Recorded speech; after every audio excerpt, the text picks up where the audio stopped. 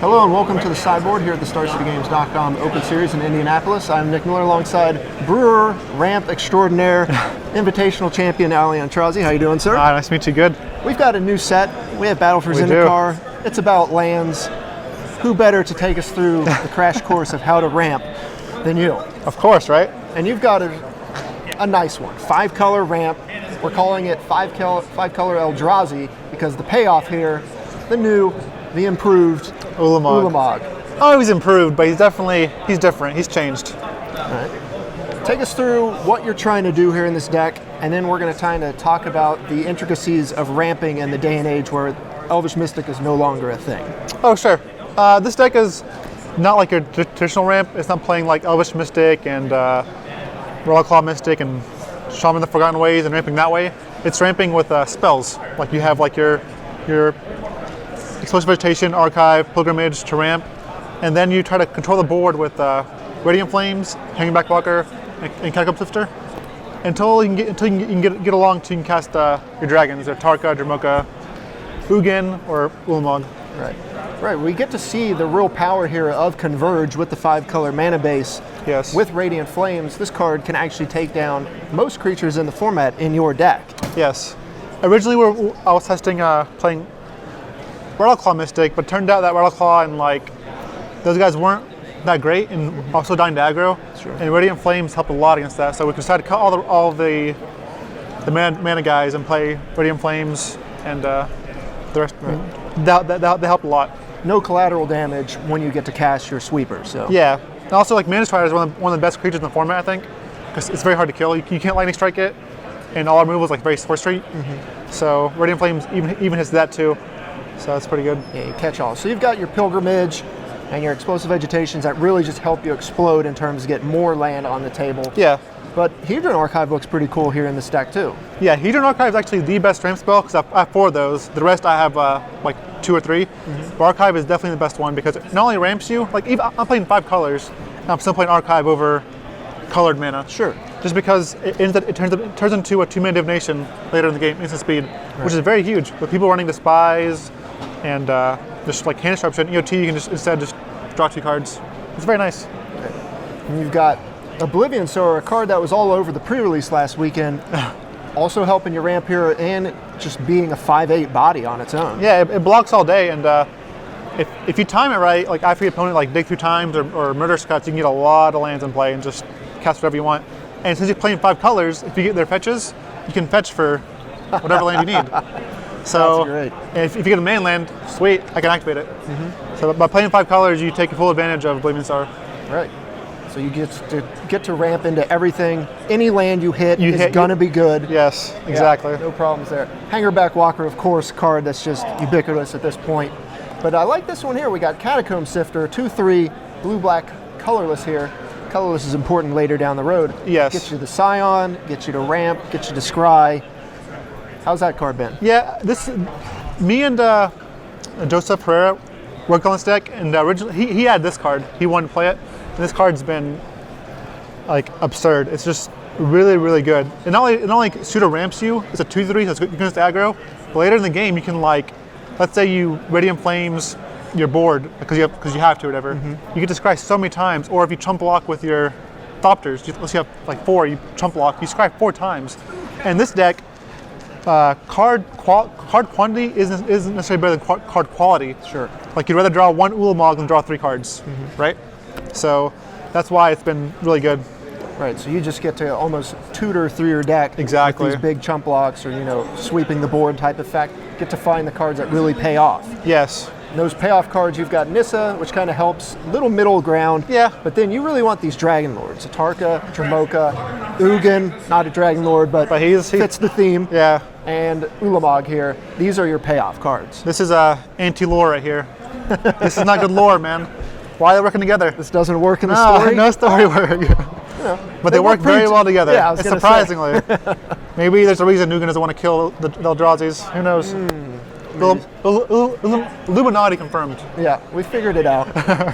So colorless threats here that work with Ugin, of course. You've got From Beyond, Perfect, yeah. which helps you conveniently find Ulamog later down the line. Yes. Hangerback Walker and Catacomb Sifter, as well as Oblivion Sower, all fall under that category. Yes. There's been games where I had Ulamog in my hand and From Beyond in play, but I couldn't cast Ulamog just yet. So, and then my opponent main phase is a dig to get some answers. So I AOT, I cracked the From Beyond and get Oblivion Sower, cast it. He counters Oblivion Sower, but this thing triggers when you cast it. Sure. So I got all the lands, and then next turn I cast Ulamog, so it was pretty disgusting. Yeah. The upside of the Eldrazi being you get their effects when you cast them. Yes. Not so much when they when they resolve, of course, but it doesn't hinge on them resolve. Yes. All right. You also, amongst your 5-color mana base, you can find room for the Dragon Land here, allow you to, the Haven to get back your Ugin or your Dragon Lords down the line. And to be fair, it does add any colored mana. Just for dragons, but sure. Helps you cast a couple of spells. Yeah. All right. So how do you build a ramp deck? Is this the thing you've worked on the longest? And talk about kind of, the transition from old school, you had the Naya Dragons deck you played at the Invitational, yes, to something like this. Naya Dragons was more creature based because we had Level's Mystic and Rattleclaw and Caryatid. Yeah. So it's definitely more creature based. But this, when you transition to this, you become much more resilient to like Languish, Crux of Fate, Radiant Flames, all the board wipes. You become a lot more resilient. Like you kind of like a control ramp deck almost. So I like this strategy much more. But the only thing that this deck really needs that it doesn't have is a 2-mana ramp spell. Like if you had a Rampant Growth or a Farseek, it'd be really good. But we're lacking that. But still, the deck's pretty good. I think. Farseek might be a bit too good much, right? for this format. Yeah, I agree. I'll take Rampant Growth, honestly, but... All right, let's move on to the sideboard here. Your 5-color deck, but your main deck doesn't have any Siege Rhinos in it. They're all in the sideboard. What's going on? Awkward, What's right? going on here? Because against aggro, I want to morph into basically an Abzan deck, just playing Radiant Flames and Siege Rhinos and cut all my big stuff, like cut the Ugins, cut the Ulamogs, and then just play my 4 Rhinos and go from there. Sure. You become much better, because you gain Pyroclasms, Rhinos, Hangerback, and Sifter, so you actually favorite after game 1 against them. Okay. Speaking of Siege Rhino, a card that's been on just everyone's deck and everyone's radar this weekend, Bring to Light, a card not in your deck, but in all these 4 and 5 color decks. How does it not make the cut here? Bring to Light or Siege Rhino? Bring to Light. Oh, Bring to Light, it's not for this deck. Like, the cards you're trying to cast, Bring to Light does not get. Like, in this deck, you get, like, maybe Explosive Vegetation. I mean, what else do you get? This is non-bow because Radiant Flames is converge for 0, so it does 0 damage. So there's not a deck for it.